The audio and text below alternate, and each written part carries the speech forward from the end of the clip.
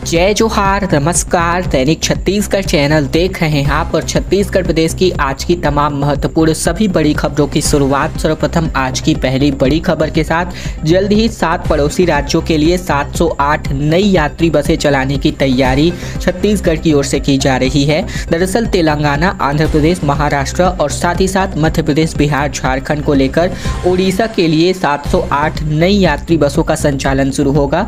परिवहन विभाग के अधिकारी इसकी तैयारी में जुटे हुए हैं। उक्त राज्यों में बस चलाने का आवेदन करने हेतु तुरंत परमिट जारी किया जाएगा। वहीं इन सभी का संचालन अंतर्राज्यीय समझौते के तहत किया जाना है। बताया जाता है कि सड़क कनेक्टिविटी बढ़ाने और यात्री सुविधाओं को देखते हुए बस सेवा का विस्तार किया जा रहा है। वर्तमान में प्रदेश के 32 जिलों से दूसरे राज्यों के लिए तकरीबन 400 बसों का संचालन रायपुर बस स्टैंड से किया जाता है। वहीं इतनी ही बसों का संचालन दूसरे राज्यों के द्वारा भी रायपुर के लिए किया जाता है। बता दें कि पड़ोसी राज्य के बीच हुए अंतर्राज्यीय समझौते के तहत 1099 बसों का संचालन किया जाना प्रस्तावित है। चिन्हांकित किए गए मार्गों के लिए आवेदन करने पर परमिट जारी कर दिया जाएगा। छत्तीसगढ़ के पटवारी अनिश्चितकालीन हड़ताल पर, जिससे राजस्व संबंधित सभी कामकाज अब ठप पड़ने वाले हैं। वेतन विसंगति और प्रमोशन जैसी कुल 8 सूत्री मांगों को लेकर नाराजगी जताई जा रही है। प्रदर्शन अगर लंबा चला तो राजस्व के काम लंबे दिनों तक प्रभावित होंगे। नवा रायपुर स्थित तूता धरना स्थल में प्रदेश भर के पटवारियों ने अनिश्चितकालीन धरना दिया है। इस प्रदर्शन का प्रभाव पूरे प्रदेश में देखने को मिल रहा है, जिससे सरकार के राजस्व से जुड़े कई काम प्रभावित हुए हैं। वहीं राज्य में तकरीबन 5000 पटवारी हैं। इनकी हड़ताल में जाने की वजह से प्रदेश भर में राजस्व और जमीन संबंधित कामकाज प्रभावित होता है।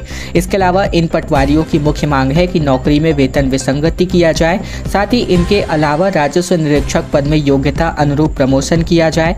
प्रदेश पटवारी संघ के पदाधिकारियों ने मांगों को लेकर के बताया है कि वरिष्ठता के आधार पर पटवारियों को राजस्व निरीक्षक के पद पर प्रमोशन किया जाए। विभागीय जाँच के बिना किसी भी पटवारी पर FIR दर्ज न हो। महंगाई और स्टेशनरी के लिए कुल हर महीने भत्ते के तौर पर दिए जाए और नक्सल प्रभावित क्षेत्रों के पटवारियों को भी नक्सली भत्ता दिया जाए। वहीं मुख्यालय निवास की बाध्यता समाप्त हो और अतिरिक्त हल्के के प्रभार समेत पटवारियों को अतिरिक्त राशि भत्ते के रूप में दिए जाने समेत कुल प्रमुख मांगे इस प्रकार करी गई हैं। मां महामाया एयरपोर्ट पर DGCA की टीम पहुंची है और जल्द ही यहां से एक हवाई सेवा की शुरुआत होगी। रेणुका सिंह ने कहा कि मुझे इस बात का दुख है। दरअसल बात करें तो सरगुजा के मां महामाया एयरपोर्ट दरिमा से जल्द ही उड़ान सेवा प्रारंभ होने वाली है। इसी क्रम में DGCA ने 3 सदस्यीय टीम महामाया दरिमा एयरपोर्ट का निरीक्षण करने सोमवार को पहुंची। टीम 3 दिनों तक कई मानकों का एयरपोर्ट पर परीक्षण करेगी और जब टीम पूरी तरीके से संतुष्ट हो जाएगी तो लाइसेंस की प्रक्रिया पूरी हो जाएगी। इसके बाद यहां से उड़ान सेवा प्रारंभ होगी। पहले दिन का निरीक्षण करने के बाद टीम संतुष्ट नजर आई। इसके अलावा केंद्रीय राज्य मंत्री रेणुका सिंह भी दरिमा एयरपोर्ट पहुंची और DGCA की टीम से इन्होंने चर्चा की। DGCA की टीम से चर्चा के बाद केंद्रीय मंत्री रेणुका सिंह ने कहा कि यहां से आम आदमी भी उड़ान भर सके। इसी उद्देश्य को लेकर 21 अक्टूबर 2016 को प्रधानमंत्री उड़ान स्कीम की शुरुआत की गई थी। वहीं छत्तीसगढ़ में जगदलपुर, बिलासपुर के बाद अब अंबिकापुर तीसरा एयरपोर्ट होगा जहां से उड़ान स्कीम प्रारंभ की जाएगी। इसके लिए भारत सरकार ने 90 करोड़ रुपए की स्वीकृति दी है। ईडी की दबिश के बाद अचानक से अब प्रदेश में रजिस्ट्री की रफ्तार अचानक घट गई है। आम दिनों में रोज जहां 50 से 55 रजिस्ट्रियां होती थी कार्यालय में, वहीं अब सिर्फ 32 से लेकर 34 रजिस्ट्रियां ही हो पा रही हैं। प्रदेश में ईडी की दबिश के बाद पंजीयन कार्यालय में रफ्तार अचानक धीमी पड़ गई है। ईडी का सीधा असर तो नहीं कह सकते, लेकिन अफसर दबी जुबान से यही कह रहे हैं कि ईडी के छापे का ही असर है। रायपुर पंजीयन कार्यालय की बात करें, जहाँ एक दिन में एक उप पंजीयक 50 से 55 रजिस्ट्री करते थे, वहीं अब सिर्फ 32 से 34 रजिस्ट्री ही कर पा रहे हैं। पंजीयन कार्यालय में रजिस्ट्री कराने के लिए लोगों को 2 से 2 दिनों का लंबा इंतजार करना पड़ता था, वहीं अब एक ही दिन में आसानी से रजिस्ट्री करा पा रहे हैं, क्योंकि ईडी के कारण रजिस्ट्री कार्यालय में पूरे दिन सन्नाटा पसरा हुआ है। इसका उदाहरण है कि पिछले साल नया सत्र शुरू होते ही 1 अप्रैल से लेकर 12 मई 2022 तक कुल 7211 लोगों ने रजिस्ट्री कराई थी। इनमें 51 करोड़ के स्टाम्प की बिक्री हुई थी, जबकि 31 करोड़ रजिस्ट्रेशन फीस के तौर पर मिली थी। और अब 1 अप्रैल से लेकर 12 मई 2023 के आंकड़ों की बात करें तो महज 7025 लोगों ने रजिस्ट्री कराई है। इनमें 49 करोड़ के स्टाम्प की बिक्री तो वहीं 28 करोड़ के रजिस्ट्रेशन फीस मिली है। ट्रक और पिकअप गाड़ी में जोरदार टक्कर हो गई और भीषण सड़क हादसे में 6 लोगों की दर्दनाक मौत हो गई। ये खबर आ रही है पलारी से, जहां बलौदाबाजार भाटापारा जिले के पलारी में भीषण सड़क हादसा हो गया।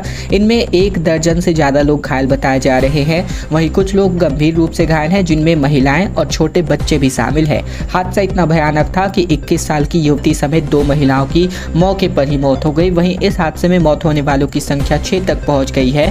पहले तो घायलों को पलारी के सामुदायिक स्वास्थ्य केंद्र लाया गया, लेकिन गंभीर रूप से घायलों को इलाज के लिए बलौदाबाजार जिला अस्पताल रेफर किया गया। ये पूरा मामला पलारी से 6 किलोमीटर आगे ग्राम गुड़ापुलिया के पास का बताया जा रहा है।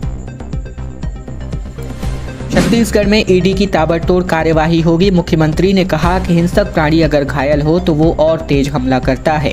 कर्नाटक इलेक्शन के नतीजे आ गए हैं, ऐसे में कांग्रेस को यहां पर बम्पर जीत मिली है और इस जीत के बाद मुख्यमंत्री भूपेश बघेल का बड़ा बयान आ रहा है। सीएम ने कहा है कि कर्नाटक के रिजल्ट आने के बाद ईडी की ताबड़तोड़ कार्यवाही अब छत्तीसगढ़ में होगी। उन्होंने कहा कि जो शीर्ष में बैठे हुए हैं वे इस घटना से उबर नहीं पाए हैं और ईडी के अधिकारी भी क्या करे क्या ना करे किकिर तक की स्थिति में बने हुए हैं, लेकिन इससे कैसे ही उबरेंगे, ताबड़तोड़ कार्यवाही करेंगे क्योंकि बौखलाए हुए हैं। सीएम ने कहा कि हिंसक प्राणी अगर घायल हो जाए तो क्या होता है, वो और तेज हमला करता है, तो इस तरह की स्थिति बनने वाली है, ये मुख्यमंत्री भूपेश बघेल ने कही पत्रकारों से बातचीत करते हुए। वहीं मोदी सरकार के 9 साल पूरे होने पर केंद्र सरकार पर मुख्यमंत्री भूपेश बघेल ने हमला बोला, साथ ही विभिन्न प्रकार के बयान यहां पर जारी किए। वहीं मुख्यमंत्री ने दावा करते हुए कहा कि इस बार के चुनाव में हम 75 सीटों से ज्यादा हासिल करेंगे। छत्तीसगढ़ में 9,000 करोड़ का शराब घोटाला, ये कहना है आम आदमी पार्टी का। पार्टी का कहना है कि बिना परमिट और स्कैन किए बगैर शराब बेची गई। आबकारी विभाग ने वेबसाइट बंद किया है। दरअसल छत्तीसगढ़ में शराब घोटाले की जांच अभी चल ही रही है। इसी बीच आम आदमी पार्टी के प्रदेश अध्यक्ष कोमल हुपेंडी का बयान सामने आ रहा है। हुपेंडी ने कहा है कि छत्तीसगढ़ में 2,000 करोड़ का नहीं बल्कि 9,000 करोड़ से अधिक का शराब घोटाला हुआ है। उनका दावा है कि इस घोटाले से जुड़े सारे सबूत भी उनके पास है। आम आदमी पार्टी का आरोप है कि इस घोटाले को छिपाने हेतु 2021 से विभाग की वेबसाइट को बंद कर दिया गया। वहीं इस मामले पर दोषियों पर कार्यवाही नहीं होने की स्थिति में आम आदमी पार्टी ने उग्र आंदोलन की चेतावनी दी है। आप के मुखिया हुपेंडी ने कहा है कि बीते 3 सालों में छत्तीसगढ़ में अवैध रूप से बड़ी मात्रा में शराब बेची गई है। छत्तीसगढ़ के कांग्रेस नेताओं ने अपने करीबियों के साथ मिलकर के यहाँ से आम लोगों को शराब की लत लगा दी है। वहीं आम आदमी पार्टी के नेताओं ने मुख्यमंत्री से लेकर अधिकारियों को पूरे सबूत के साथ शिकायत पत्र भेजा है, लेकिन उन सभी शिकायतों को दरकिनार कर दिया गया। ये बातें उन्होंने मीडिया से बातचीत के दौरान कही नजर आई। छत्तीसगढ़ की एकमात्र वंदे भारत एक्सप्रेस ट्रेन अब पूरी तरीके से बंद कर दी गई है। स्पेशल कोच हटा करके तेजस की बोगियां लगा दी गई हैं और रेलवे का दावा है कि ये व्यवस्था कुछ ही दिनों के लिए है। रेलवे बिलासपुर से लेकर नागपुर वंदे भारत ट्रेन को बंद करके उसे अब तेजस की रैक से चला रहा है। इसमें किराया भी कम करने का दावा किया गया है। वहीं रविवार से वंदे भारत ट्रेन तेजस रैक से चलने लगी है। हालांकि रेलवे ने इसे वैकल्पिक व्यवस्था के तहत कुछ ही दिनों के लिए चलाने की जानकारी दी है, लेकिन कहा यह भी जा रहा है कि वंदे भारत ट्रेन में यात्री नहीं मिलने की वजह से रेलवे इसे पूरी तरीके से बंद करने की तैयारी में है। रेलवे ने बिलासपुर नागपुर से बीच चलने वाली वंदे भारत एक्सप्रेस के रैक को तेजस रैक से एक्सचेंज कर दिया है और इस तेजस रैक में 2 एग्जीक्यूटिव क्लास के कोच, 7 चेयर कार के कोच, वहीं 2 पावर कार समेत कुल 11 कोच रहेंगे। ये व्यवस्था रविवार से सिकंदराबाद तिरुपति वंदे भारत एक्सप्रेस ट्रेन की संख्या 20,701 और 20,702 में करी गई है।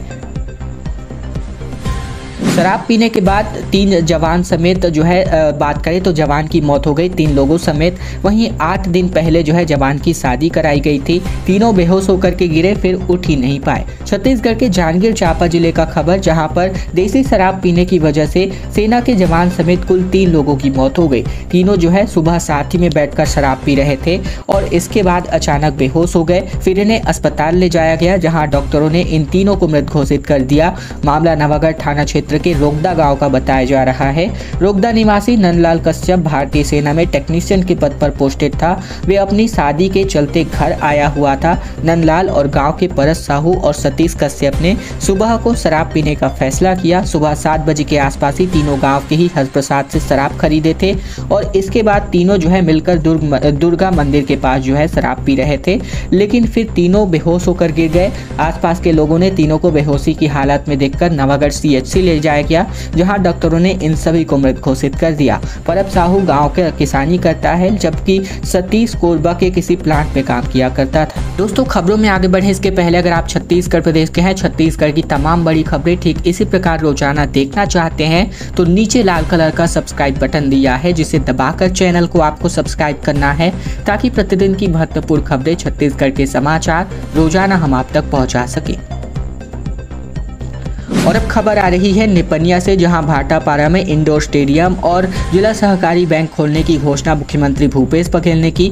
दरअसल भेंट मुलाकात कार्यक्रम के अंतर्गत इस क्रम में भूपेश बघेल का हेलीकॉप्टर बलौदाबाजार जिले के भाटापारा विधानसभा में उतरा। सीएम ने कडार गांव में जन चौपाल लगाकर लोगों की जन समस्याओं का निराकरण किया और सरकारी योजनाओं का फीडबैक लिया। आम जनता की मांग पर भूपेश बघेल ने घोषणाएं भी की है। वही बात करें तो कोसमंदा से लेकर के अकलतरा तक सड़क निर्माण करवाने की, शिवलाल मेहता हाई स्कूल के लिए भवन निर्माण किया जाएगा। वही ग्राम पंचायत अकलतरा के हाई स्कूल को हायर सेकेंडरी में उन्नयन की घोषणा। ग्राम कडार में विभिन्न सीसी रोड निर्माण कराए जाने की घोषणा। कोदवा में तालाब के सौंदर्यीकरण किए जाने की घोषणा। साथ ही सिमगा ब्लॉक के खरधर से छावनी पुलिया रपटा निर्माण करवाए जाने की घोषणा। और बलौदाबाजार भाटापारा का सड़क चौड़ीकरण, मावली माता मंदिर से सिंगारपुर पहुंच मार्ग का सौंदर्यीकरण और पर्यटन स्थल के रूप में उन्नयन, इस तमाम प्रकार की जो घोषणाएं हैं वो मुख्यमंत्री ने बीते दिन निपनिया में की।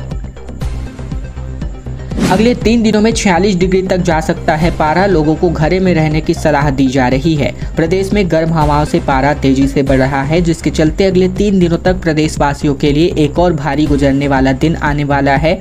मौसम विभाग की माने तो अगले 3 दिनों में पारा 45 से लेकर 46 डिग्री तक पहुंच सकता है। हालांकि विभाग ने अभी लू चलने की चेतावनी नहीं दी है, लेकिन गर्म और शुष्क हवाओं के थपेड़ों से लू जैसे हालात बन गए हैं। वहीं बीते दिन की बात करें तो रायपुर में पारा सीधे 2 डिग्री तक बढ़ गया। अंबिकापुर, पेंड्रा व दुर्ग समेत सभी जिलों में पारा 1 से 2 डिग्री तक बढ़ गया। अगले 3 दिनों तक गर्मी का ऐसा ही प्रकोप पड़ सकता है। इसके अलावा इसके बाद हल्के बादल और नम हवाओं से तापमान में कमी आएगी। मुंगेली में सबसे अधिक तापमान 43.6 डिग्री सेल्सियस रिकॉर्ड किया गया, जो इस सीजन का प्रदेश का सबसे अधिक तापमान है।